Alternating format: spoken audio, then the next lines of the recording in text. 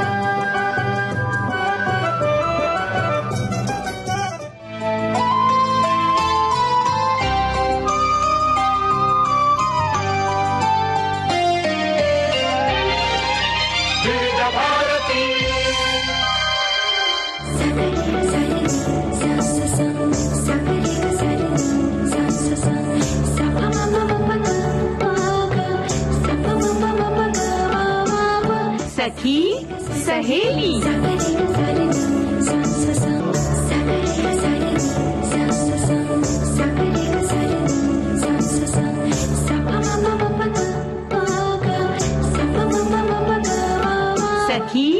सहेली।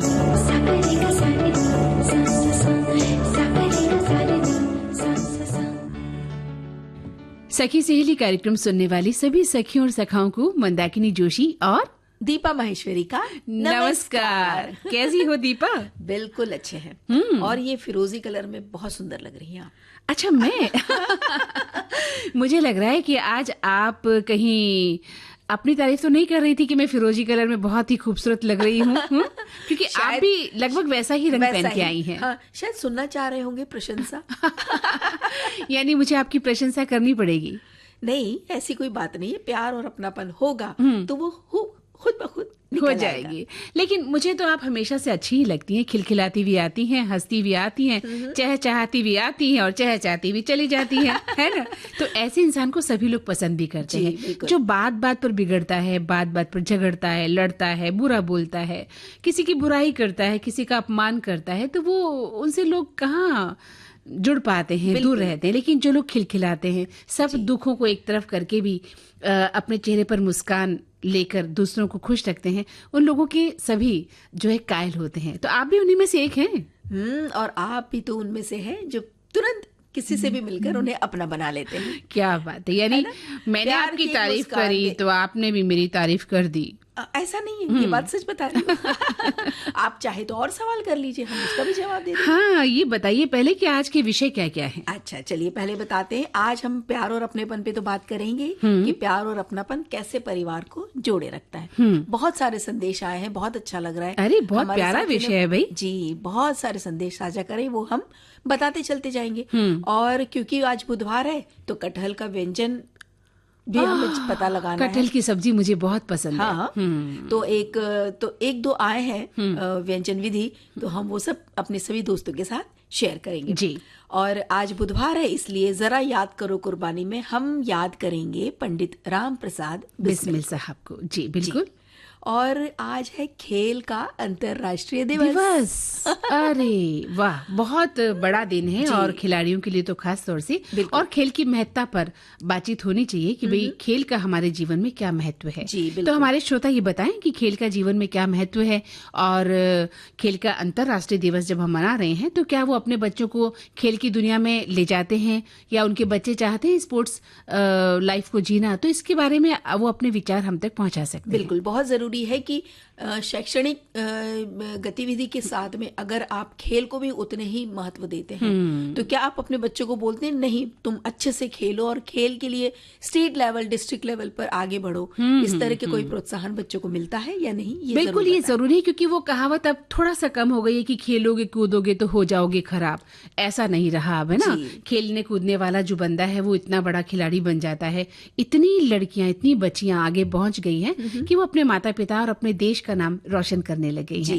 तो खेलों की दुनिया बहुत अद्भुत है, बहुत प्यारी दुनिया है, बस मेहनत और मशक्कत की दुनिया है। हाँ, और ये साथ में आप आज हमसे कुछ मेहनत मशक्कत करवाने वाले हैं। हाँ, मेहनत मशक्कत इतनी सी है कि मेरे 2 सवालों का जवाब आपको देना है। बागों में बाहर है, सिंपल से सवाल है। बागों में बाहर है, लेकिन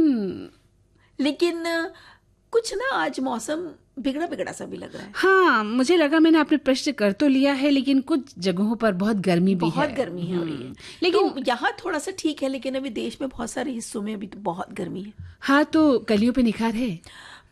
वैसे तो कुछ कलियों पे, लेकिन ना रास्ते में आते हुए कहीं सारे फूल गिरे हुए थे, कहीं पे पत्ते बहुत सारे झड़ गए थे, वो भी हमने देखा। और पक्षी भी परेशान थे। पक्षी भी परेशान थे, पानी नहीं मिल रहा था ना उन्हें पीने के लिए। तो एक बात तो बताओ, तुमको मुझसे प्यार है? नहीं। हाँ, है। ये हुई ना बात। तो हमें एक दूसरे से प्यार ही होना चाहिए। बिल्कुल जी। अच्छा ये बात है, तो तुम भी सुन लो, तैयार हो जाओ। जो जो सवाल मैं तुमसे करूंगा उसका जवाब सच सच देना। डन? डन। डन। अच्छा तो ये बताओ, बागों में बाहर है? क्या? मैंने पूछा बागों में बाहर है? कलियों पे निखार है? हाँ है। तो तुमको मुझसे प्यार है? ना ना ना ना ना ना ना ना ना ना ना। ओ, बागों में बाहर है, कलियों पे निखार है। ओ, तुमको मुझसे प्यार है? ना ना ना ना ना ना ना ना ना। बागों में बाहर है।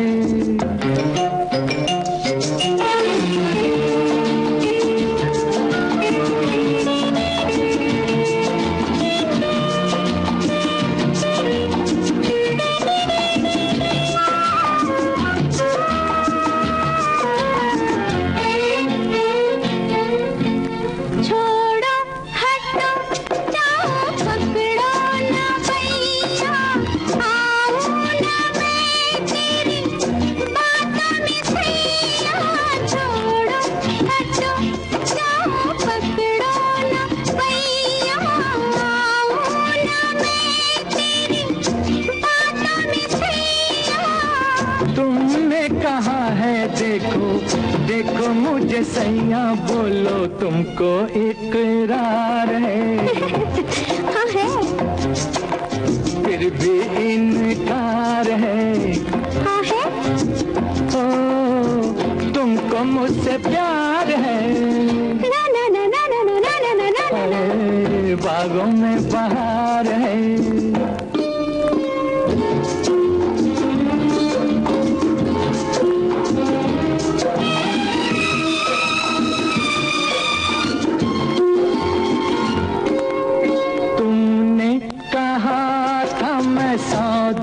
सहूंगी छुपके पिया तेरे मन में रहूंगी। तुमने कहा था मैं सौ दुख सहूंगी छुपके पिया तेरे मन में रहूंगी। मैं सब कहूंगी लेकिन वो ना कहूंगी तुमको जिसका इंतजार है। फिर भी तकरार है। ओ, तुमको मुझसे प्यार है? ना ना ना ना ना ना ना ना ना। ओ, बागों में बाहर है।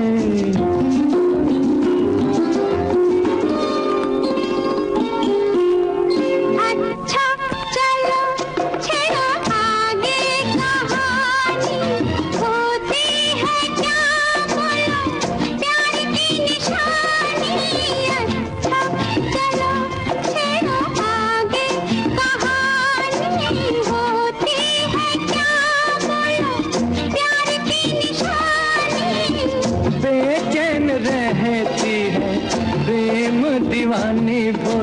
क्या दिल बेकरार है, मुझ पे एतबार है, जीना दुश्वार है, आज सोमवार है, तुमको मुझसे प्यार है। भाई दीपा, आज सोमवार तो नहीं है, लेकिन हाँ, हमें अपने श्रोताओं से भी प्यार है। बिल्कुल, बहुत प्रेम है ना जी। और इसी प्यार में नोकझोंक जब होती है, कभी नाना नाना, कभी हाँ हाँ हाँ हाँ, तो बहुत अच्छा लगता है जी। अच्छा, ये ठीक है, नाना हाँ हाँ बहुत ही हल्का फुल्का हो तो चलता है, लेकिन परिवार में बहुत ज्यादा जब ना की गहराई बढ़ती जाती है, हाँ, तो वहाँ पे कहीं दूरियां ना आ जाए। हाँ, हाँ, इस बात का बहुत वो नाना बहुत बुरी है। ये एक हंसी मजाक चुगलबाजी की नाना हाँ हाँ है, जहाँ सिर्फ छेड़खानी हो और हंसी मजाक हो, लेकिन जब बात गहराई से संबंधों की आती है, गहरे संबंधों की आती है, तो वहाँ तो अपनापन और प्यार ही होना चाहिए। बिल्कुल, है ना। और फिर ऐसा नहीं रहना चाहिए ना कि परिवार के मायने हम क्या समझते हैं कि सुख दुख में साथ रहना, तीज त्योहार पर साथ आ जाना, या हाल पूछ लेना, या कभी कभार साथ में भोजन कर लेना। क्या रिश्ते मतलब इतने ही निभाना है, ये इतना ही प्रगाढ़ता होनी चाहिए ना, इससे भी ज्यादा? नहीं, अगर ऐसा नहीं होता है, इतने से ही परिवार के मायने नहीं होते हैं ना। परिवार का मतलब बहुत बड़ी बात है। परिवार तो एक इकाई है हमारी, जहाँ हम सब मिलकर रहते हैं, और रिश्ते भी जो है ना, हमने सिस्टम की तरह बना तो दिए हैं कि एक सिस्टम है जिसमें संवाद कर लो या आदान प्रदान कर लो, लेकिन सही मायने में अगर इसको सही सिस्टम की तरह रखा जाए तो इसमें संवाद होगी, सहानुभूति होगी, बातों का आदान प्रदान होगा, चीजों का आदान प्रदान होगा, एक दूसरे के प्रति सम्मान होगा, स्पेस होगा, और कभी कहीं कमी रहे तो ध्यान देने की जरूरत ये होती है कि ये जो संबंध है उनमें औपचारिकता नहीं होनी चाहिए। बिल्कुल, औपचारिकता नहीं होनी चाहिए, यानी कि बिना डरे हम अपने दिल की बात कह सके, बोल सके कि हमें क्या लग रहा है, क्या गलत लग रहा है। हाँ, वो घर ही है जहाँ हम अपनी बात बेबाकी से कह पाते हैं। कभी कभी होता है ना कि हम अपनी राय देना तो चाहते हैं, लेकिन कोई बड़ा ऐसा है जो बुरा लगा लेगा, तो हम अपनी राय दे नहीं पाते, लेकिन हमें सब घर में सभी लोगों को लग रहा है कि वो गलत कर रहे हैं। तो एक खुलापन होना चाहिए जहाँ हम बता सकें कि ये चीज सही हो रही है और ये चीज गलत हो रही है। बिल्कुल, अपनी बात को, अपने संवादों को हमेशा हम खुलकर रखें, और जहाँ चुप्पी आ जाती है ना, वहाँ रिश्तों में फिर दूरियां आनी शुरू हो जाती हैं, और घर में भी एक, जैसे कहते हैं ना, एक अजब सी शांति हो जाती है जब आपसी संवाद नहीं होते, चुप्पी आ जाती है, लोगों के व्यवहार बदल जाते हैं। तो विचारों का आदान प्रदान होते रहना चाहिए। अच्छे बुरे सभी तरह के विचार घर में चलते हैं, और उनको यूं कहें कि बहुत ही सहजता के साथ स्वीकार करना पड़ता है। बिल्कुल, यानी कि जब घर हम लौटते हैं काम करके, तो वहाँ सुकून मिले, खुशी मिले, एक शांति मिले, और हमें जैसे घर आने की एक इच्छा सी बनी रहे कि हाँ, अब सब काम हो गया, अब हम घर जाएंगे। हाँ, होता है ना? कई बार जब ऑफिस में हम निकलते हैं तो लगता है बस अब घर जाए, अब घर पहुंच जाए, है ना। हालांकि हम किसी दोस्त के घर भी जाते हैं या बाजार भी जाते हैं, तो थोड़ी देर बाद घर की याद आने लगती है कि अब घर चला जाए। तो ये घर होता है, मकान नहीं। जब मकान की याद आती है तो फिर वहाँ आपके मन में कसक नहीं रह जाती। ठीक है, मकान है, सुंदर हो सकता है, मकान बड़ा हो सकता है, महल जैसा हो सकता है, हजारों तरह की आपको सुविधाएं मिल सकती है उस मकान में, लेकिन घर तो घर ही होता है, और सभी जिम्मेदारियां निभाई जाती हैं वहां पर। हर सदस्य अपनी जिम्मेदारी निभाता है, और जो कठिन समय परिवार के साथ आता है तो सबका दर्द समझकर जो परिवार को चला ले, वही अपनापन है। बिल्कुल, और सिर्फ कामकाज या जरूरी बातें ही नहीं हो, जैसे हम बात कर रहे थे ना, हंसी मजाक हो, छेड़छाड़ हो। छेड़छाड़ कैसी भाई बहन के बीच में भी होती है, और ननंद और भाभी के बीच में भी होती है, देवर छेड़ते हैं अपनी भाभी को। तो ये सब जब चलता है ना घर में, तो बाहर से देखो तो ऐसा लगता है हाँ, ये सुखी परिवार है, आनंदित परिवार है। बिल्कुल सही कहा आपने। दिन भर क्या हुआ या किस तरह से दिन गुजरा, इस तरह की बातें जब घर में शेयर होती हैं तो परिवार में और भी मजा आता है। और हर इंसान अपने को खाली करना चाहता है, अपने बोझ को हल्का करना चाहता है, वहाँ उसे घर ही मिलता है। कोई पुरुष घर जाता है तो वो अपनी स्त्री और बच्चों को बताना चाहता है, स्त्री घर जाती है तो उसे लगता है मैं अपने पति को, अपने बच्चों को बताऊं, या मेरी सास है या मेरे ससुर हैं, परिवार के अन्य सदस्यों से अपनी पीड़ा या अपनी थकान जाहिर करूं। बच्चे आते हैं तो अपने मम्मी पापा, दादा दादी, नाना नानी से अपनी बात कहना चाहते हैं, तो बिल्कुल। सब कुछ हम घर आकर हल्का होना चाहते हैं, है ना? जैसे जो आप बात कर रहे थे कि पीड़ा की, तो पीड़ा के लिए परिवार ही तो है जहाँ पर हम शेयर कर पाते हैं अपनी सारी बातें, मतलब दिल खोल के रोना चाहे वो होता है परिवार, जहाँ हम खुल के, अगर सिर्फ हंसना ही नहीं, अगर हमें लगता है कि आज हमें बहुत दर्द है और नहीं बर्दाश्त हो रही कोई बात, तो हम वहाँ पे खुल करके अपने आंसू भी बहा लें। बिल्कुल। और अपना जो मन की जो एक कुंठित हो जाता है कभी, तो वो सब डिप्रेशन में आ जाता है डिप्रेशन में इंसान। भी आ जाता है, तो वो सब हम बाहर निकाल दें, तो वो होता है परिवार। परिवार वही होता है, घर वही है, अपनापन और प्यार है जो परिवार को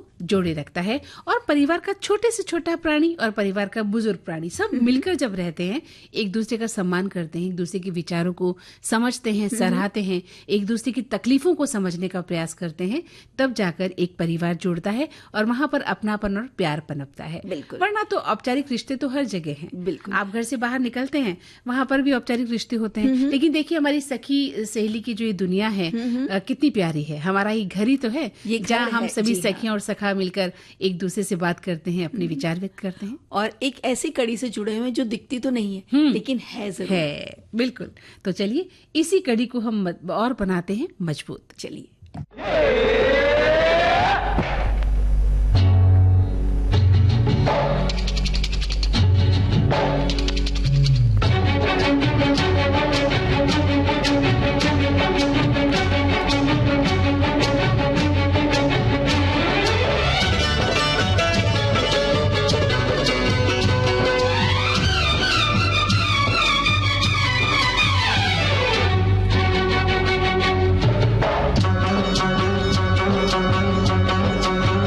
मिले जो कड़ी कड़ी एक जंजीर बने, प्यार के रंग भरो जिंदा तस्वीर बने।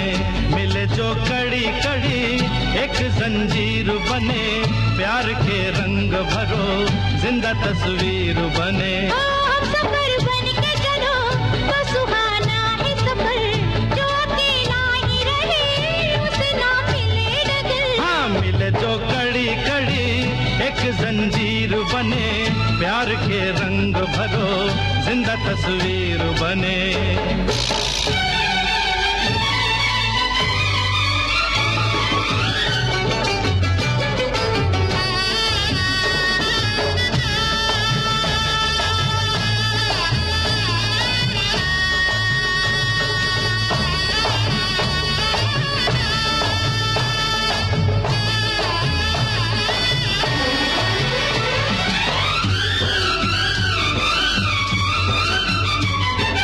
मार के मन को जिए तो क्या जिए, जिंदगी है मुस्कुराने के लिए।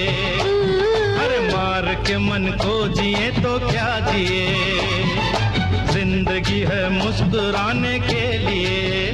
जो भी पल बीत गया लौट के आता नहीं, जो भी है यहीं पे है साथ कुछ जाता नहीं। हाँ, मिले जो कड़ी कड़ी एक जंजीर बने, प्यार के रंग भरो जिंदा तस्वीर बने।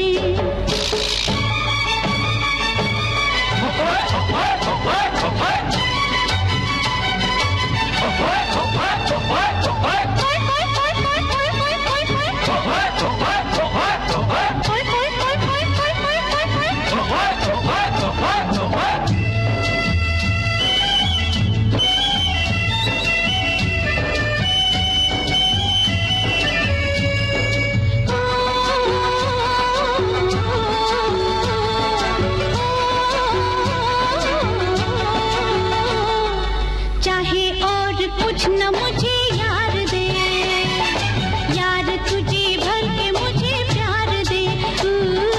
चाहे और कुछ न मुझे यार दे, यार तुझे भर के मुझे प्यार दे।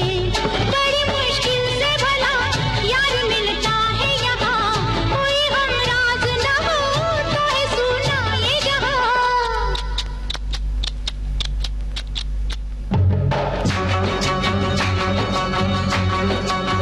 मिले जो कड़ी कड़ी एक जंजीर बने। यही तो प्यार है ना, यही अपनापन है। बस ये कड़ी जुड़ती रहनी चाहिए, बनी रहनी चाहिए। बिल्कुल, बिल्कुल। और चाहे हम पास हों या हमारी सखियां जो दूर दराज बैठी हुई हैं, लेकिन हम सब साथ है। बिल्कुल, क्योंकि हमारी कड़ियां जुड़ी हुई हैं, है ना, मन से, मन की जो कड़ी जुड़ी हुई है वो बराबर जुड़ी रहनी चाहिए। और देखिए बहुत सारे संदेश आए हैं आज, तो हम कोशिश करते हैं ज्यादा से ज्यादा संदेश को शामिल करने के लिए। तो पहला संदेश मैं पढ़ूं? पढ़िए ना। अपनापन और प्यार पूरे परिवार को तो जोड़ता है, वहीं विविध भारती भी हमारे देश का एक सुरीला विशाल परिवार है। विविध भारती ने कोरोना काल में फेसबुक पेज बनाया, तब से देश भर के कई श्रोता इस पेज से जुड़ गए, जिसे न कभी हम मिले थे न जानते थे, फिर भी उन लोगों से इतना लगाव हो गया है जैसे कि कोई पुनर्जन्म का कोई अपनापन है। कुछ दिन न जुड़ने पर यानी वो कह रहे हैं जब कभी किसी दिन हम नहीं जुड़ते तो एक दूसरे से खबर पूछ लेते हैं, और उद्घोषकों की बात रही तो हम उनको आवाज से पहचानते हैं। तभी तो वो किसी को छोटी बहन कहते हैं या किसी को बिटिया कह देते हैं। और लिखते भी कि तभी उनके साथ परिवार की तरह अपनापन महसूस भी करते हैं, है ना। जी। वहीं एक श्रोता लिखते हैं कि विविध भारती परिवार में प्यार ही तो है जो हम सबको जोड़े है। अगर परिवार की बात है तो फिर परिवार तो वो स्कूल है जहां हम संस्कार और मूल्यों की शिक्षा लेते हैं।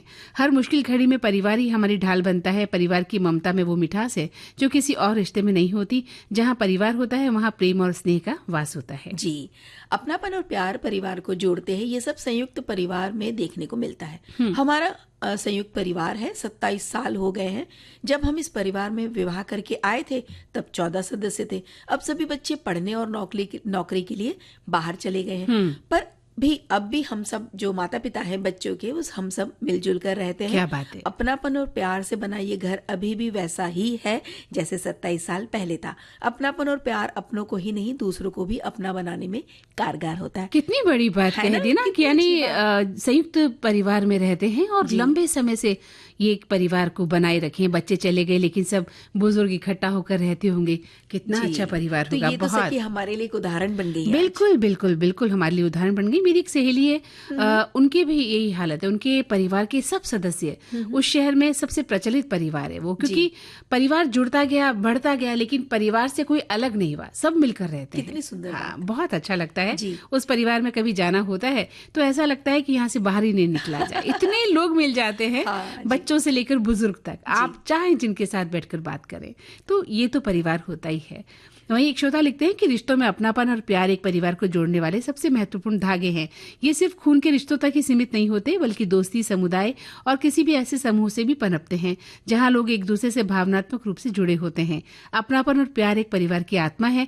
ये न केवल व्यक्तिगत सदस्यों को सहारा देते हैं, बल्कि पूरे परिवार को एक मजबूत, सहायक और सामंजस्यपूर्ण इकाई के रूप में कार्य करने के लिए भी सक्षम बनाते हैं। बिल्कुल सही बात है कि भाई ये वो इकाई है जो बिल्कुल मजबूत बनती है। और एक और ये संदेश है, ये कहता है कि अपनापन, विश्वास और प्यार, छोटी छोटी बातों को इग्नोर करके आपसी तालमेल बनाए रखना ये जरूरी है, और एक दूसरे की भावनाओं की कद्र करके हर सुख दुख में साथ खड़े रहना अपनापन और प्यार को दर्शाता है, जो कि परिवार को एकजुट रखने के लिए बहुत जरूरी है। दैनिक दिनचर्या या फिर किसी भी छोटे बड़े आयोजन में परिवार के प्रत्येक सदस्य से सलाह मशवरा करके काम किया जाए तो माहौल और खुशनुमा बन जाता है।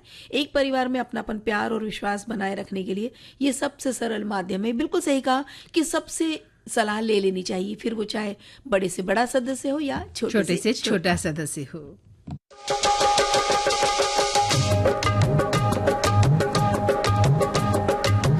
चाहे कोई रोके रे साथी, चाहे कोई ठोके रे साथी, नव युग आएगा, नव युग आएगा। कनी हुई बाहों करेला बढ़ता ही जाएगा, खून माटी के भाव बिक नहीं पाएगा, खून माटी के भाव बिक नहीं पाएगा।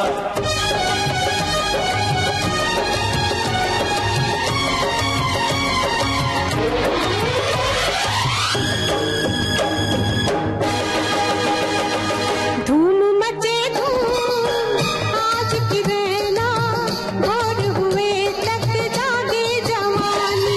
धूम मचे धूम आज की वेला, भोर हुए तक जागे जवानी। ओ सुबह तक हम कहे कहानी, झूमती धड़कनों की जुबानी। धूम मचे धूम आज की रहना, भोर हुए तक जागे जवानी। धूम मचे धूम आज की रहना, भोर हुए तक जागे जवानी। धूम मचे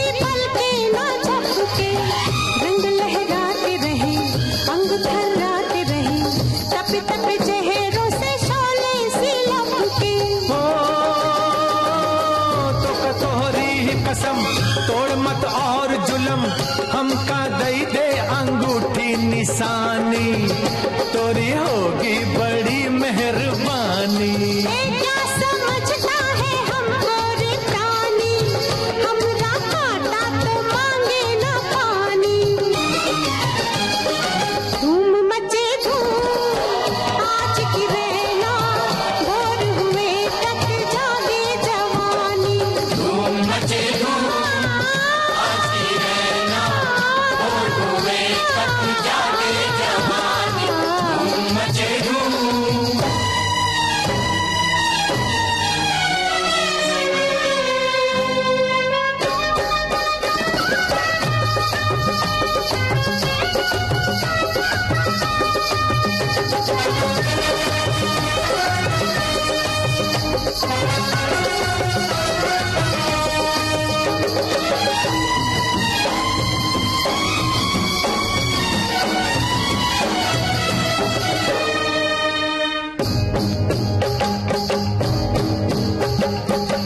मस्ती कुछ और बढ़े नशा कुछ और चढ़े दुख वाला ध्यान कोई आज हमें आए ना दुख जो आए तो क्या हम सताए तो क्या आदमी को चाहिए कि कभी घबराए ना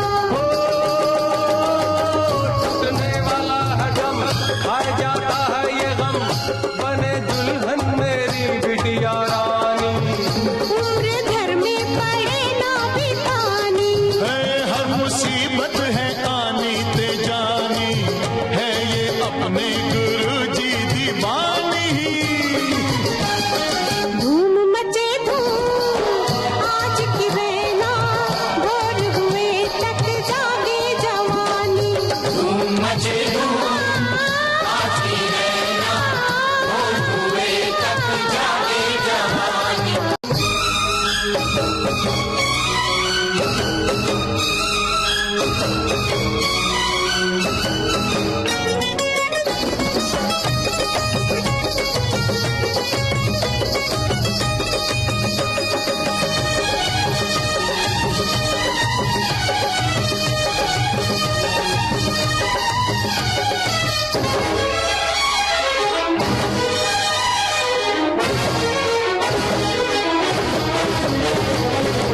पले ना सोग जहां सुखी हो लोग जहां हमको है साथी ऐसी दुनिया बसानी सीनों में आग लिए होठों पे राग लिए हमको अंधेरों में है शाम जलानी ओ काले पत्थर की कसम जब तलक दम में है दम हम ये देखेंगे रस्में पुरानी कर ना पाए यहाँ हुक्मरानी आज से हमने है दिल में ठानी लाएंगे एक नई रुत सुहानी धूम मचे धूम तो दीपा धूम तो तुम मचा ही रही हो, लेकिन एक अंतराल के लिए हमें थोड़ा सा वक्त लेना पड़ेगा अपने श्रोताओं से। ठीक है, तो लेते हैं एक छोटा सा अंतराल।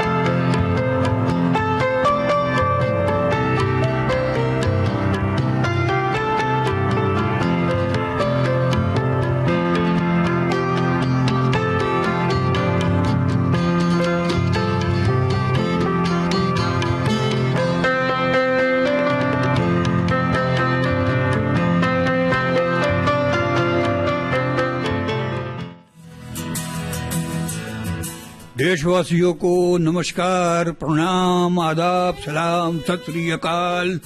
पहचाना आपने? अरे नहीं पहचाना? जी हाँ, ये है जाने माने हास्य अभिनेता लिलीपुट। तो ये लिलीपुट मुझे लगा कि ये मेरे लुक्स के साथ जाता है, मेरे फिजिक के साथ जाता है। तो मैं बॉम्बे के लिए टिकट कटवाने जब गया तो वहाँ रिजर्वेशन में अपना नाम मैंने लिलीपुट लिखवाया। उसके बाद मैं बॉम्बे आया और यहाँ मैं लिलीपुट के नाम से जाना जाने लगा। आपसे मिलने आ रहे हैं विविध भारती पर। याद रखिए 11 जून को विविध भारती पर कार्यक्रम आज के मेहमान अभिनेता लिलीपुट के साथ। हाँ तो दीपा, मैं बहुत देर से देख रही हूँ कि कुछ सोच रही हो, कुछ कहने की इच्छा है, क्या कहना चाहती हो? जी, मैं ये बताना चाह रही हूँ, हमारे एक श्रोता ने धन्यवाद दिया है और कह रहे हैं कि सखी सहेली कार्यक्रम में आज मनोरंजन और सुरीले गीतों की धूम मची है। तो हम तो यही प्रार्थना करते हैं कि प्यार, अपनापन, सुख, शांति की धूम हम सबके जीवन में बनी रहे, है ना? बिल्कुल। जब बात परिवार की हमने की और कहा कि सखी सहेली हमारा एक परिवार है, तो धूम तो मचनी है ना। हाँ, बिल्कुल। और अब हम खेल की धूम भी मचाना चाहते हैं। हाँ बिल्कुल मचाएंगे, लेकिन अपने श्रोताओं से हम ये तो कह दें कि भाई परिवार की बात तो हमने कर ली है। अब आप ये बताइए कि खेलों की दुनिया में आपका क्या योगदान है? हाँ, आपके बच्चे खेलों की दुनिया से जुड़े हैं या आप कभी जुड़े हुए थे? आपने कोई खेल खेला या आपके जीवन में खेल की उपयोगिता क्या है? इस विषय पर अपने मौलिक विचार लिखिए, है ना? और वो जो गांव में खेला करते थे खेल, हाँ, जो वो सब भी बताइएगा। बिल्कुल, जो लोक क्रीड़ाएं थी जिन्हें हम कहते हैं, हमारे गांवों में जो खेली जाती थी, सतोलिया, कबड्डी है ना, गट्टे खेले जाते थे, सतोलिया खेलते थे, कितना मजा आता था। बहुत मजा। तो खो खो है, इस तरह के बहुत ज्यादा जो है ग्रामीण परिवेश में खेले जाने वाले भी खेल थे। तो हमारे वो श्रोता जो ग्रामीण परिवेश से जुड़े हुए हैं, अगर उन्होंने ये खेल खेला है तो उसके बारे में बताइए कि वो कौन सा खेल खेला करते थे। बिल्कुल। और ये भी बताइए आपके घर में आप अपने बच्चों को खेल खेलने के लिए प्रोत्साहन देते हैं, उन्हें कहीं लेके जाते हैं, कहीं कोई क्लासेस लगवाई है जहाँ पे आप ही उन्हें लेकर जाते हैं, लेकर आते हैं, तो वो भी हमें जरूर बताइए। हमारे जितने भी महान खिलाड़ी हुए हैं या बहुत सी महिला खिलाड़ियों का जिक्र जब हम करते हैं या उनके बारे में पढ़ते हैं तो पता चलता है कि उनके पिता उनको स्कूटर में बैठाकर ले जाए जाते थे। साइना नेहवाल के बारे में हम पढ़ रहे थे एक बार, तो उनके पिता उन्हें पीछे बैठाकर स्कूटर में कितने किलोमीटर दूर ले जाते थे ताकि वो प्रैक्टिस कर सकें और फिर लेके आते थे। रोज का काम था ये। तो देखिए आज कहाँ है साइना जी। बिल्कुल। तो इस तरह से हम अपने बच्चों के लिए जब काम करते हैं तो बच्चे भी उसका रिजल्ट देते ही हैं। बिल्कुल। और जब हम बातें करते हैं पुराने जीवन की, अपने जीवन के साथ अपने देश के इतिहास की, तो स्वतंत्रता संग्राम वो दौर था कि जिसके के बारे में जानना और उसको समझना हर एक के लिए जरूरी है। बिल्कुल। जो देशभक्त हुए हैं उनके बारे में तो हमें हर पल उनके लिए नतमस्तक रहना चाहिए। बिल्कुल। तो ये वो दौर था मंदाकिनी जी जब प्रेरणात्मक लेखनी का भी दौर माना जाता है उसको, और उस वक्त की कुछ लिखी पंक्तियां तो हम आज भी गुनगुनाते हैं, जैसे सरफरोशी की तमन्ना अब हमारे दिल में है, देखना है जोर कितना बाजवे कातिल में है। और ये भावना हमारे भीतर होती भी है। खाली इन पंक्तियों को हम गुनगुनाते ही नहीं है, बल्कि इस भावना को लिए भी हम जिंदा रहते हैं, है ना। और ऐसे लेखक, कवि, स्वतंत्रता सेनानी थे पंडित रामप्रसाद बिस्मिल। तो आपका जन्म आज ही के दिन यानी 11 जून को 1897 को वर्तमान उत्तर प्रदेश के शाहजहांपुरा जिले में हुआ। और परिवार बहुत साधारण था, लेकिन संस्कारों के मामले में असाधारण था। आर्थिक स्थिति के कारण उनके जो पिता थे वो बुंदेलखंड क्षेत्र में आकर बस गए और बचपन में पिता ने हिंदी सिखाई और उर्दू सीखने के लिए पास ही के मौलवी के पास वो जाया करते थे। तो पिताजी के अनुग्रह पर उन्हें राजी भी होना पड़ा। हालांकि अंग्रेजी माध्यम की शिक्षा उन्हें स्वीकार नहीं थी पिताजी को, परंतु माताजी ने जब थोड़ा सा रिक्वेस्ट की, अनुग्रह किया, तो उन्हें राजी होना पड़ा। जी। बहुत ही कम उम्र में वे क्रांतिकारी दलों से भी जुड़ गए थे। वे स्वामी दयानंद सरस्वती से काफी प्रभावित थे और इन्हीं दिनों में वे स्वामी सोमदेव के संपर्क में भी आए। इन्होंने पंडित जी को राजनीतिक और राष्ट्रवादी साहित्य से उन्होंने परिचय कराया। और बिस्मिल और उनके संगठन का हमेशा एक उद्देश्य रहता था मंदाकिनी जी कि अंग्रेजी खजाने को लूटकर स्वतंत्रता संग्राम में उपयोग किया जाए। और इसी के तहत फिर काकोरी घटना हुई, मैनपुरी घटना हुई, और कई बार अंग्रेजों से बचने के लिए वे कई वर्षों तक भूमिगत भी रहते थे। बिल्कुल दीपा, सही कहा। और उस समय वे अलग अलग उपनाम लगाकर देशभक्ति रचनाएं लिखा करते थे। और उपनाम थे जैसे बिस्मिल राम और अज्ञात, इस तरह से वो लिखा करते थे। और मैनपुरी मामले के बाद सामूहिक रिहाई से वे जेल से बाहर आकर साधारण जीवन जीने लगे थे, लेकिन देश की मिट्टी उन्हें फिर पुकारने लगी थी। जी। और इस बार वे शचीन्द्र नाथ सान्याल के संपर्क में आए और 1914 में असफल गदर घटना में उन्हें फिर जेल जाना पड़ा। जेल से छूटने के बाद उन्होंने कई सेनानियों के साथ अपनी ही एक पार्टी बनाई जिसका उद्देश्य था ब्रिटिश शासन के विरोध में लड़ना। काकोरी घटना के बाद उन्हें फिर से जेल भेज दिया गया जी। और बाद में एक झूठे मुकदमा लगाकर उन्हें मृत्यु की सजा सुनाई गई। 19 दिसंबर 1927 को उन्हें फांसी दी गई थी और वे नहीं किंतु उनकी लेखनी आज भी गूंजती है। और दीपा, पंडित राम प्रसाद बिस्मिल को तो हम कभी भूला ही नहीं सकते हैं। बिल्कुल। उनका जो योगदान है देश के लिए वो कभी भुलाया नहीं जा सकता। ऐसे व्यक्ति को, महान व्यक्ति को हम कोटिशः नमन करते हैं।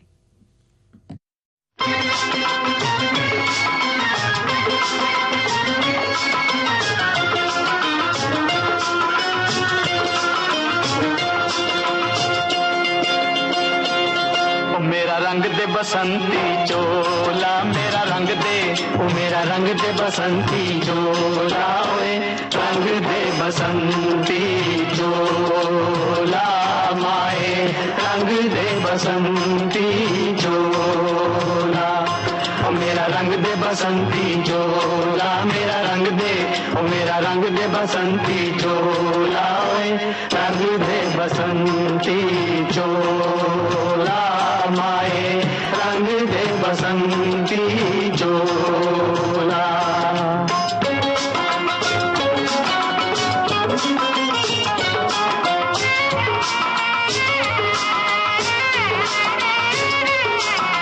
दम निकले इस देश की खातिर बस इतना अरमान है, दम निकले इस देश की खातिर बस इतना अरमान है, एक बार इस राह में मरना 100 जन्मों के समान है। देख के वीरों की कुर्बानी, देख के वीरों की कुर्बानी, अपना दिल भी बोला मेरा रंग दे बसंती चोला, ओ मेरा रंग दे बसंती चोला, मेरा रंग दे, ओ मेरा रंग दे बसंती चोला, ओए रंग दे बसंती चोला, माए रंग दे बसंती चोला।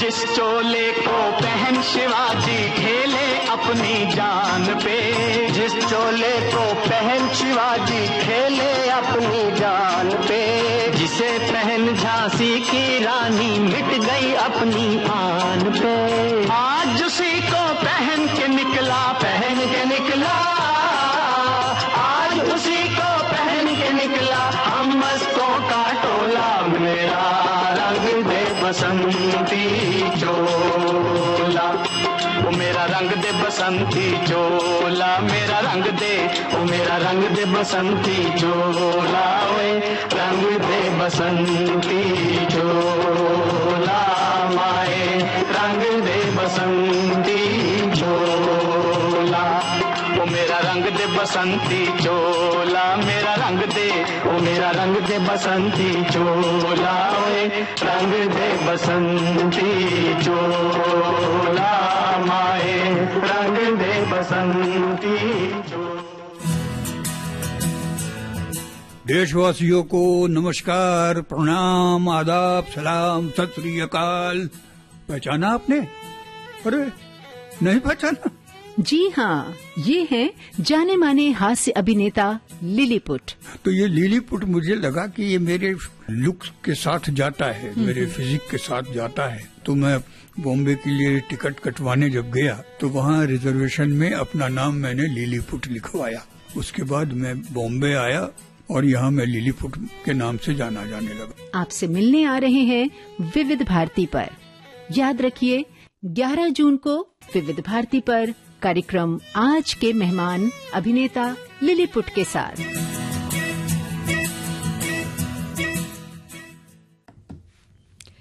मंदाकिनी जी, हमने जो अभी पंडित राम प्रसाद बिस्मिल जी के बारे में जो भी हमने बातें बताई, बस उसी तरह की बातें हमारे सभी श्रोताओं ने भी लिख बची है। तो एक बार फिर हम उन्हें नमन करते हैं। बिल्कुल, और हमारे श्रोताओं को धन्यवाद देते हैं कि वो लगातार अपने संदेश हम तक पहुंचा रहे हैं, है ना जी। और भाई अब बताइए आप, अगर मैं आपसे एक प्रश्न करूं तो आज बहुत सवाल हो रहे हैं, क्या बात है। तो फिर मुझे ये गीत गाना पड़ेगा, एक सवाल मैं करूं, एक सवाल तुम करो, है ना। तो सवाल बहुत सीधा साधा है कि जब आप छोटी थी, पढ़ती थी, तो क्या कुछ खेलती थी? खेलना पसंद था आपको? जी। कोई गेम पसंद था? बिल्कुल, जो अभी आप बात कर रहे थे ना सतौलियां, वो हम खेलते थे, लेकिन हमारा घर कुछ इस तरह से था कि हम छत पे ही खेला करते थे। हमको बाहर ऐसे आंगन में या वो पास में मैदान था, तो वहां पिताजी जाने के लिए जरा मना करते थे। वो इसलिए क्योंकि हम वहां से आते ही नहीं थे घर जल्दी। बिल्कुल, बचपन का अपना एक मजा होता है। हम भी खूब जो है लंगड़ी टांग खेला करते थे, रस्सी कूदा करते थे, बहुत सारे खेल थे। सतोलिया में तो मजा आता था, जब वो पीठ पर बॉल पड़ती थी ना, कई बार तो मजा आता था उस मार को झगड़े भी हो जाते थे, मारपीट भी हो जाती थी, लेकिन फिर वो जो बचपना था ना, फिर एक हो जाते थे। हाँ, और खो खो भी बहुत खेला है, कबड्डी कबड्डी कबड्डी कबड्डी भी बहुत खेला है भाई, बड़ा मजा आता था। और ये खेल बड़ा ही आनंददायी होते थे, और बचपन की वो दुनिया इतनी खूबसूरत होती थी। और धीरे धीरे बड़े हुए तो दूसरे खेलों की तरफ भी गए, और इंडोर गेम्स हैं बाहर खेलने के लिए, बहुत कुछ है। आप बैडमिंटन खेल सकते हैं, हॉकी खेल सकते हैं, सांप सीढ़ी का गेम, सांप सीढ़ी, ये तो इंडोर गेम। आप कैरम खेल सकते हैं, कैरम खेल सकते है ना। तो और एक चीज और, जब ये बिजली चली जाती थी, बिजली बहुत चली जाती थी पहले, तो उसमें बस वो सीधे घर के सभी लोगों को पकड़ लेते थे और बोलते थे चलो अभी आंख मिचोली खेलेंगे। वो खेल तो बड़ा मस्त होता था, और बचपन से ही खेलना शुरू कर देता है बच्चा। और अभी भी हम कई बच्चों को घर में जब होते हैं तो बच्चे आते हैं, उनके साथ करते हैं, छुप गए, कहाँ छुप गया बाबू, कहाँ छुप गया। तो ये सब करना पड़ता है, और बच्चों को खेलों की दुनिया से जोड़ना भी पड़ता है। तो आज खेल का अंतर्राष्ट्रीय दिवस है, और बहुत महत्वपूर्ण दिवस है। और ये सच है कि खेलकूद पर हर बच्चे का अधिकार है। तो अपनी क्षमता को पूर्ण रूप से विकसित करने के लिए हर बच्चे को खेल का अवसर और सुरक्षित वातावरण मिलना ही चाहिए। और इसी संदेश के साथ संयुक्त राष्ट्र द्वारा 2024 से 11 जून को अंतर्राष्ट्रीय खेल दिवस घोषित किया गया था। जी, और इस दिन का उद्देश्य है कि सभी बड़े उनसे ये आग्रह करना है कि वे बच्चों को खेल के अधिकार, बच्चों के जो खेल के अधिकार हैं उसे समझे, उन्हें खेल के लिए समय दें, स्थान और माहौल दिलाने में भी उनका सहयोग करें। बिल्कुल सही और इसी कड़ी में राष्ट्रीय स्तर पर यूनिसेफ और एक स्टेप फाउंडेशन की बचपन बचाओ बढ़ते जाओ, ये एक उनका नारा है। उसके पहल के सहयोग से 11 जून 2024 को पूरे देश में शाम 5 से 6 बजे तक आवर ऑफ प्ले ये भी मनाया गया था, और इसमें बच्चों ने खेल की कई प्रतियोगिताएं संचालित की। और सबसे बड़ी मजेदार बात ये थी कि इसमें बड़ों को कहा कि आप भी पार्टिसिपेट करें, यानी बच्चे और बड़े सभी ने पार्टिसिपेट किया, है ना। और खेल तो सिर्फ मनोरंजन ही नहीं है दीपा, ये बच्चों के विकास का एक बहुत बड़ा आधार है। खेल से बच्चों की बौद्धिक क्षमता का विकास होता है, वे सामाजिक बनते हैं, उनकी शारीरिक जो विकास होने में मदद मिलती है, भावनात्मक रूप से वे मजबूत बनते हैं। तो खेल के माध्यम से बच्चे एक दूसरे से जुड़ते हैं, खेल भावना उनके अंदर पनपती है, और नेतृत्व कौशल विकसित की जो क्षमता है उनमें जन्म लेती है। चुनौतियों का सामना करना सीखते हैं, साथ ही वो डर से लड़ना भी सीखते हैं, और हार जीत को भी सहना सीखते हैं। कई बार क्या होता है, कुछ बच्चे हार से बहुत डरते हैं, तो उनमें वो भी चीज आती है कि नहीं, हारना भी कोई बुरी बात नहीं है, हार के बाद ही तो जीत आती है। बिल्कुल। और आज का जो जमाना हो गया है कि टीवी और इस तरह के गैजेट्स आ गए हैं जहाँ बच्चे घंटों उस पे अपना समय निकालते हैं। ये तो है। तो ऐसे में शारीरिक गतिविधि यानी हम जो फिजिकल एक्टिविटी कहते हैं, उसके लिए बहुत जरूरी है कि बच्चे खेल खेले, वो घर में न रह करके बाहर निकले, मैदानों में जाए, और वो जो करना चाहे, जो खेल खेलना चाहे वहां पे वो खेले। साथ में देखिए ना, क्योंकि घर में बैठे रहते हैं और फिर उनकी वो बहुत सारी ऐसी डिमांड्स हो जाती है, हमें ये खाना है वो खाना, और ऐसे में वजन भी खाते भी तो फास्ट फूड और इसी तरह का फूड खाते हैं ना, जहाँ पे चिप्स हैं, ये हैं, तो वो दिन भर मोबाइल गेम खेलना और उसके साथ चिप्स खाना, कभी कुछ और खा लेना, मतलब बहुत सी ऐसी चीजें हैं जो वो खाते हैं। बिल्कुल। तो जाहिर है वो आपके शरीर को, आपके वजन को बढ़ाती ही है, और न जाने कितनी बीमारियों को आगे चलकर जन्म देती है। बिल्कुल। और खेल खेलने से बच्चे जब खेलते हैं तो बहुत पसीने में भर के आते हैं, तो हमें लगता है, कभी नाराज हो जाते कि क्या तुम गंदे होकर आए हो, कैसे आए हो। लेकिन माताओं को ध्यान रखना चाहिए, अब तो बहुत जानकारियां उनको है कि इस पसीने के माध्यम से सारा जो अंदर की गंदगी है वो बाहर भी निकलती है, और एक तरह से बच्चों के जो शरीर है वो डिटॉक्स हो जाता है। बिल्कुल होता है। वही मैं कहने वाली थी कि हम बच्चों को दोष नहीं दें, माता पिता को भी कहीं ना कहीं दोष देना पड़ता है, क्योंकि आजकल के माँ बाप नहीं चाहते कि बच्चे बाहर जाकर कपड़े खराब करें, वो धूल मिट्टी में खेलें, वो नहीं चाहते हैं, है ना, छोटेपन से ही बच्चे को बहुत ही लाड़ प्यार से पाला जाता है, धूल मिट्टी से बचाकर पाला जाता है। अरे गंदा हो जाएगा, अरे एलर्जिक हो जाएगा, अरे ये हो जाएगा, अरे वो होने वाला है। तो बच्चे को आपने इतना कमजोर बना दिया है भावनात्मक रूप से, शारीरिक रूप से, कि वो खुद मिट्टी में जाने से डरता है। जी। और हम जब अपना बचपन याद करते हैं, जहाँ सिर्फ मिट्टी हुआ करती थी और हम हुआ करते थे, मिट्टी में लोटपोट होकर भी खेला करते थे, पर घर आने पर कभी माता पिता ने नहीं डांटा कि क्यों मिट्टी से पैर सना के आए हो। सीधा यही कहा जाता था, घर आ गए हो, चलो हाथ पैर धो, पढ़ने बैठ जाओ या खाना खाने बैठ जाओ। जी। तो ये अंतर माहौल का भी आ गया है। बिल्कुल, ये बात बहुत जरूरी है। तो अब शायद हमारे जो आज के कार्यक्रम के बाद कोई जो युवा माँ है वो अपने बच्चों को मिट्टी में जाने से रोकेगी नहीं। तरीका है इसका भी। मिट्टी का मतलब ये भी नहीं है कि आप गंदगी में जाने दें उसको, ध्यान रखें बच्चा कहाँ जा रहा है, लेकिन उसको मजबूत बनाएं, बाहर खेलने भेजें। वो मैदान में जाएगा, खेलेगा, फुटबॉल खेलेगा, वॉलीबॉल खेलेगा, बास्केटबॉल खेलेगा, या जो उसकी पसंद का खेल है वो खेलेगा, साइकिलिंग करेगा, दौड़ेगा फिरेगा, तो एक अलग ही मजा आएगा उसके बचपन में। बिल्कुल, है ना, उसकी दुनिया बहुत ही खूबसूरत हो जाती है। और अगर अभी मैं छुप जाऊं तो? अरे छुपना मत, मैं कहाँ ढूंढूंगी आपको। मैं ढूंढ नहीं पाऊंगी और पता चलेगा कि आप छुप गई हैं और ये गीत गाने लग गई हैं।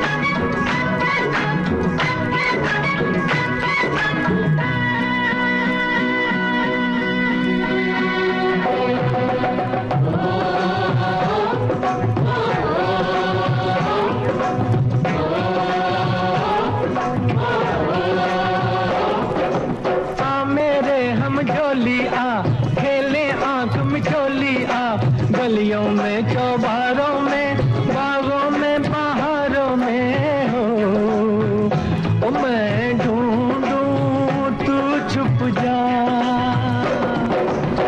मेरे हम जोलियां खेले आँख में चोलियां, गलियों में, चौबारों में, बागों में, पहाड़ों में हो, मैं ढूंढूं तू छुप जा। मैं आऊं, ना ना, मैं आऊं, ना ना ना, आऊं, मैं आऊं, आजा।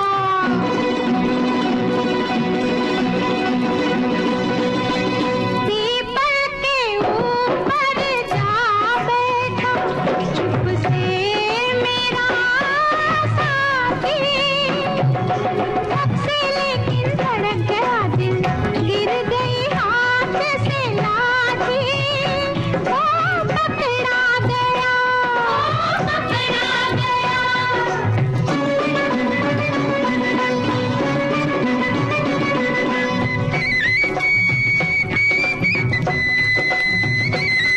मैं आऊं, ना ना, मैं आऊं, ना ना ना, आऊं, ना, मैं आऊं। आजा।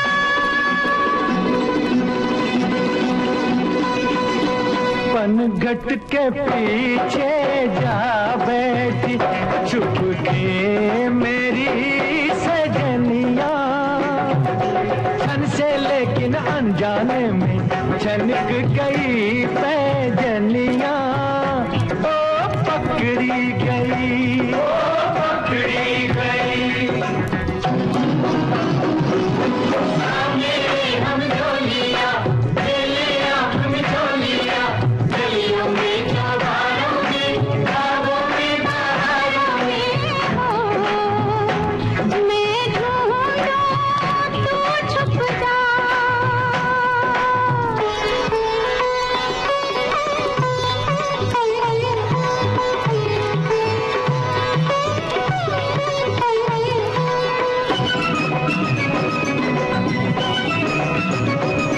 मैं आऊं, ना ना, मैं आऊं, ना ना ना, आऊं, ना, मैं आऊं, आजा। ओ मेरे नैनों से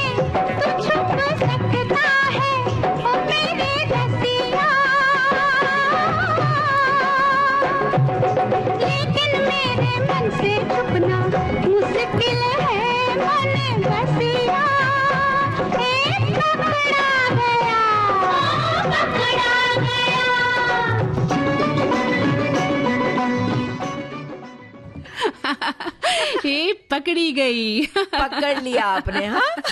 तो देखा कितनी अच्छी बात कही लता जी ने कि मन की आंखों से कहाँ छुप के जाओगी, चुप भले ही जाओ। जी बिल्कुल, और हम तो चाहते हैं बार बार आपसे पकड़े जाए। अब हमारे श्रोता पकड़ में आए हैं, उन्होंने देखिए कितने प्यारे हमें संदेश लेके भेजे हैं। जी तो पढ़िए फटाफट। पढ़ लेते हैं। चलिए देखिए, पहला ये संदेश है कि हमारे समय में तो खेल का एक पीरियड हुआ करता था। गर्मियों में पहले पीरियड, सर्दियों में last period kho kho, badminton, kabaddi, रुमाल चोर, एक खट, दो खट और छुपा छुपी। सरकारी स्कूल में तो खेल के पीरियड आज भी देखे जाते हैं, पर प्राइवेट स्कूल में खेल की कोई क्लास नहीं होती। माँ बाप बच्चों की रुचि के अनुसार उन्हें खेल, स्कूल, स्पोर्ट्स कोचिंग करवाते हैं, जो बहुत अच्छी बात है। वहीं एक श्रोता लिखते हैं कि लिखोगे पढ़ोगे तो आगे बढ़ोगे नवाब। अब लिखने पढ़ने के अलावा खेलोगे दौड़ोगे कूदोगे तो आगे बढ़ोगे और बनोगे सचिन सहवाग। दुनिया में होगा तुम्हारा नाम। जिस खेल में भी रुचि हो, बच्चों को उसमें आगे बढ़ने की प्रेरणा देनी चाहिए और उन्हें प्रोत्साहित करते रहना चाहिए। बिल्कुल, देखो ये कितनी सही बात लिखी है। और एक ही संदेश है कि हमने तो छुपन छुपाई, खो खो और पिड्डू भी खेला करते थे, और छुप छुप गाड़ी और राजा मंत्री चोर सिपाही, हाँ ये भी तो होता था। तो वो बड़े अच्छे दिन थे। देखिए हमारे बचपन याद आ गया है ना। हाँ। संदेश ने हमारे भी बचपने को याद दिला दिया। हाँ, वहीं एक श्रोता ने लिखा कि हम जब छोटे थे तो गुल्ली डंडा खेला करते थे। भाई गुल्ली डंडा खेलते समय वो आंख में गिल्ली लग जाती थी ना। हाँ। तो लोगों की आंखें कई बार बड़ी दिक्कत हो जाती थी। पलक पर भी कई बार लगा, हमने देखा हमारे एक साथी की पलक इतनी खून से वो हो गई थी, क्योंकि वो जो गुल्ली थी वो पलक पे जाके लग पड़ी थी। तो गिल्ली डंडा का याद करते ही मुझे वो दिन याद आ गए। और ये कहते हैं कि कांच की गोलियां खेला करते थे, कंचे वाला, और भी बहुत ज्यादा इन्होंने लिखा है। और याद आया कि चेस भी खेला करते थे, और इस वजह से अब जो है ये कह रहे हैं कि क्रिकेट भी खेलते हैं। वैसे कम खेलते हैं लेकिन क्रिकेट भी ये खेला करते हैं। हाँ, तो उन्होंने ये लिखा है कि ऐनक की वजह से क्रिकेट कम खेलते थे, क्योंकि उनके चश्मा लग गया था। तो कोई बात नहीं, लेकिन उन्होंने दूसरे खेल तो खेले हैं। तो और अभी भी आप जो चाहे वो खेल सकते हैं।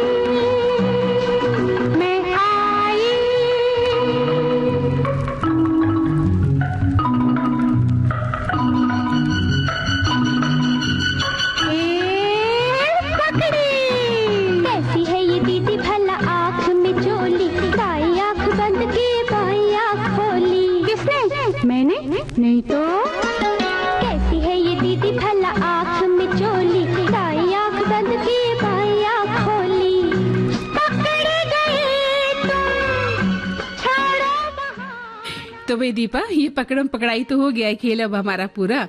और अब कटहल की सब्जी या कटहल का व्यंजन तुम खिलाने वाली थी, उसका क्या हुआ? बिल्कुल, क्योंकि बहुत भूख लगी। और क्या? तो ये बता देते हैं कि कटहल जो है आजकल बहुत ज्यादा मिल रहा है, और हमारी ये सखी कटहल 2 प्याजा बनाती है घर पर। अच्छा, कैसे? टुकड़ों में कटे हुए कटहल के टुकड़े आप ले लीजिए, 250 ग्राम अगर लेते हैं तो कम से कम उसमें 2 बड़े बड़े प्याज, छोटे मोटे और लंबाई में कटे हुए, और कुचला हुआ लहसुन, अदरक, नमक, हल्दी, सरसों का तेल, इन सभी को एक बर्तन में मिला ले। ये मैरिनेट तैयार हो गया आपका। अब कढ़ाई में थोड़ा तेल डाले, तेज पत्ता, हींग, जीरा, दालचीनी, इलायची, लौंग, साबुत सूखी लाल मिर्च, इसका तड़का लगा ले। मैरिनेट कटहल को उसमें डाल दें। आँच को मध्यम थोड़ा रखना है, ढाक के उलट उलट कर पकाएं। थोड़ी थोड़ी देर में मसाले, प्याज सभी घूमने लगेंगे। कटहल भी धीरे धीरे पकने लगेगा। अब आप उसमें धनिया पाउडर, थोड़ा लाल मिर्च पाउडर, देगी मिर्च, गरम मसाला का पाउडर डालें, और अगर आपको लगे तो पानी का छींटा डालकर पकाएं। थोड़ी देर देखते रहे, कटहल पक जाएगा और उसका तेल भी ऊपर आ जाएगा। फिर लटपट जब हो जाए सब कुछ, आपको ऐसा लगता है तो 1-2 आप चाहे तो हरी मिर्च भी लंबी कटी हुई डाल सकते हैं। ऊपर से गार्निश कर सकते हैं इसको हरे धनिया की पत्ती से। इसे चावल, दाल, रोटी, पराठे के साथ खा सकते हैं। ये सब्जी थोड़ी सूखी बनती है, लटपटी रहती है। आपको इसमें 1-2 पीस आलू के टुकड़े भी मिलाना चाहे तो मिला सकते हैं। और भीगा हुआ चना दाल भी आप इसमें मिलाकर बना सकते हैं। और भी कोई है एक छोटी सी रेसिपी? हाँ, और है वो तो भी मैं बताइए। ढूंढ रही हूँ। एक और रेसिपी आई है, ये देखिए।